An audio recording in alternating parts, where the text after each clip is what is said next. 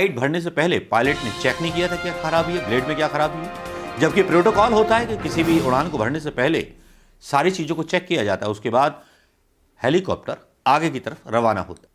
क्या कॉन्स्पिरेंसी के बारे में सोशल मीडिया पर सवाल पूछे जा रहे हैं? क्या राफेल के खुल जाने का डर था? जिस तरह से अरुण जेटली, सुषमा स्वराज और अब सीडीएस बिपिन रावत की मौत हुई, जिसमें हेलीकॉप्टर में वो यात्रा कर रहे थे सीडीएस बिपिन रावत, तो उसके बारे में गोदी मीडिया की तरफ से सफाई क्यों दी जा रही है? क्या दाल में कुछ काला है या दाल ही काली है? ये तो आप जानते होंगे। बिपिन रावत जो हैं उत्तराखंड से ताल्लुक रखते हैं। यहां उत्तराखंड के मुख्यमंत्री का वहां पहुंचना और सियासत शुरू कर देना और यह ऐलान कर देना कि सीडीएस बिपिन रावत के गांव भी जाएंगे।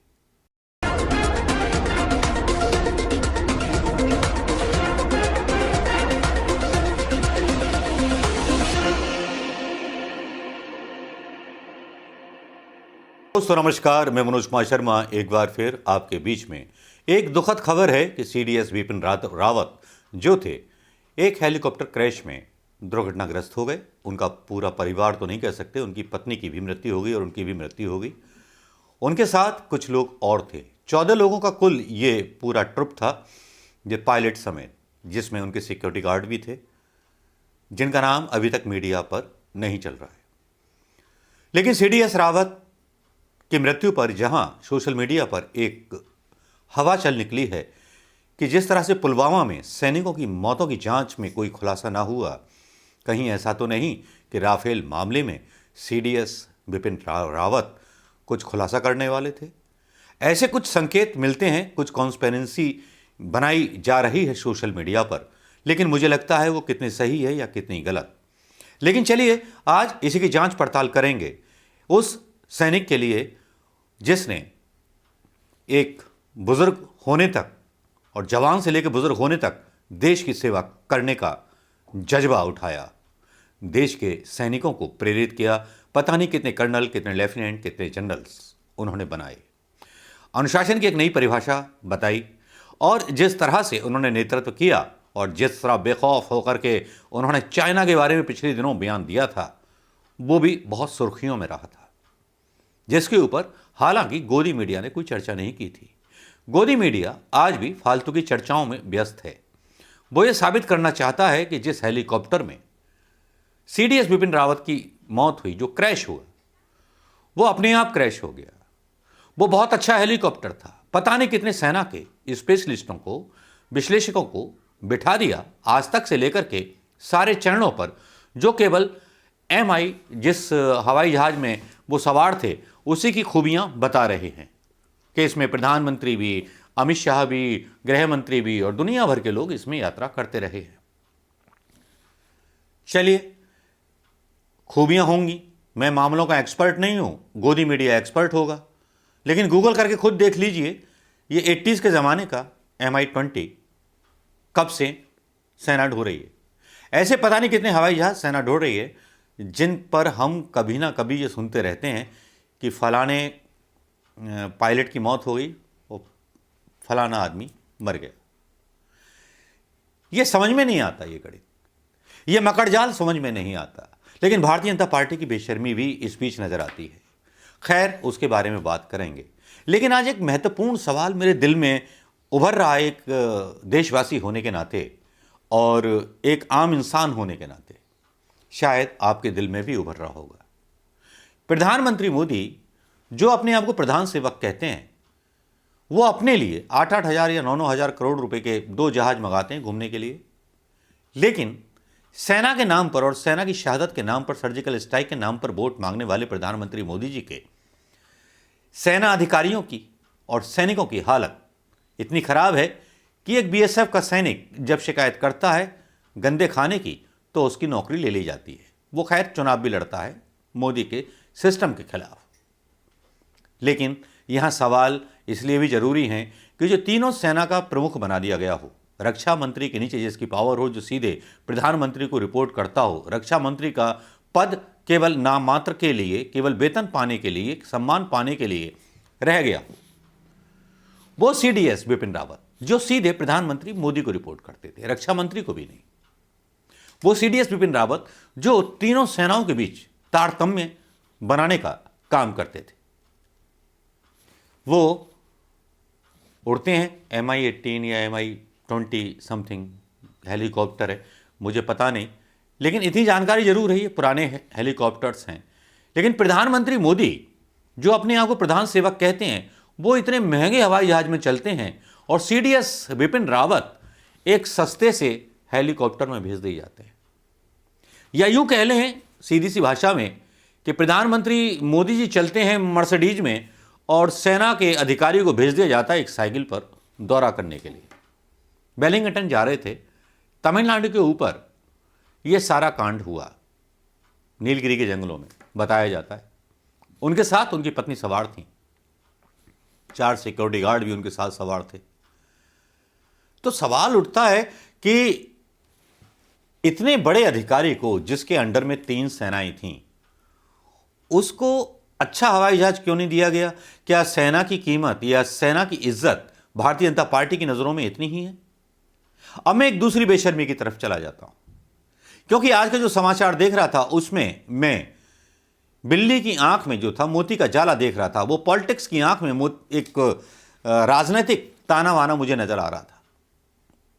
ये तो आप जानते होंगे, बिपिन रावत जो हैं उत्तराखंड से ताल्लुक रखते हैं। यहां उत्तराखंड के मुख्यमंत्री का वहां पहुंचना और सियासत शुरू कर देना और यह ऐलान कर देना कि सीडीएस बिपिन रावत के गांव भी जाएंगे। जिस व्यक्ति ने पाप ना किया हो वो इतनी बड़ी बड़ी बातें करेगा क्यों? अगर मिग जिसमें हेलीकॉप्टर में वो यात्रा कर रहे थे सीडीएस बिपिन रावत, तो उसके बारे में गोदी मीडिया की तरफ से सफाई क्यों दी जा रही है? क्या दाल में कुछ काला है या दाल ही काली है? लेकिन कुछ चीजों पर घटनाक्रम बार नजरें डाल लेते हैं, वो थोड़ा सा अच्छा रहेगा। अभी कुछ दिन पहले जहां सरकार एक तरफ चाइना के एक्रोचमेंट को, चाइना के किसी भी मतलब चुनौती को ये बोलती है कि चाइना कोई चुनौती है ही नहीं, चाइना अंदर घुसा ही नहीं, सीडीएस रावत का एक बयान आया था। वो बयान काफी चर्चा में भी रहा। नवंबर या जुलाई के आसपास आया था वो बयान, जिसमें उन्होंने कहा था कि चाइना जो है भारत के लिए बहुत बड़ी सिक्योरिटी थ्रेट है, सुरक्षा के लिए खतरा है। एक सैनिक होने के नाते, एक देशभक्त होने के नाते वो सच बता रहे थे, दिखा रहे थे हिंदुस्तान को, हिंदुस्तान के चैनलों को। लेकिन उन चैनलों ने सिर्फ मोदी जी की, भारतीय जनता पार्टी की उन खबरों को दिखाया। बिपिन रावत की उन बातों पर, उस बयान पर कोई बहस भी नहीं हुई। भारतीय जनता पार्टी की सरकारों से कोई सवाल भी नहीं हुआ। दूसरा घटनाक्रम होता है जिसमें राहुल गांधी के सामने उन्हें पेश होना होता है 19 फरवरी 2021 को, जिसमें राहुल गांधी उनसे कुछ सवाल पूछने वाले होते हैं राफेल के बारे में, राफेल की उस डील के बारे में, जिसमें राहुल गांधी से पूछते हैं कि हमारे यहां इतना कम है, जब 126 राफेल आने थे तो इतने कम क्यों मंगाए गए, और जो 126 आने थे उनसे भी महंगे मंगाए गए राफेल के जहाज। तो उस पर बहुत सारी चीजें चली और यह खबर भी बहुत चर्चा में आई थी कि राहुल गांधी नाराज होकर उस मीटिंग से निकल गए थे, क्योंकि संसदीय समिति के भारतीय जनता पार्टी के पक्ष के लोगों ने इस सवाल पर विरोध किया था और इंटरवेन किया था। सीडीएस बिपिन रावत को जो बोल रहे थे बोलने नहीं दिया गया था, अंदर की बातों को कुछ गुप्त रखा गया होगा, देश की सुरक्षा के मायने जान करके, लेकिन वो बात वहीं की वहीं खत्म हो गई। क्या कॉन्स्पिरेंसी के बारे में सोशल मीडिया पर सवाल पूछे जा रहे हैं? क्या राफेल के खुल जाने का डर था? जिस तरह से अरुण जेटली, सुषमा स्वराज और अब सीडीएस बिपिन रावत की मौत हुई, लोग संदेह जता रहे हैं। लोग पुलवामा से लेकर के सीडीएस रावत की मौत पर सवाल उठा रहे हैं। सीडीएस रावत की उस मौत पर सवाल उठा रहे हैं कि सेना के विशेषज्ञ खुद चैनलों पर कहते हुए पाए गए कि हवा में विस्फोट हुआ उड़ते हुए हेलीकॉप्टर में, तो क्या फ्लाइट भरने से पहले पायलट ने चेक नहीं किया था क्या खराबी है, ब्लेड में क्या खराबी है? जबकि प्रोटोकॉल होता है कि किसी भी उड़ान को भरने से पहले सारी चीज़ों को चेक किया जाता है, उसके बाद हेलीकॉप्टर आगे की तरफ रवाना होता है। लेकिन ये मौत भी रहस्य बन जाएंगी।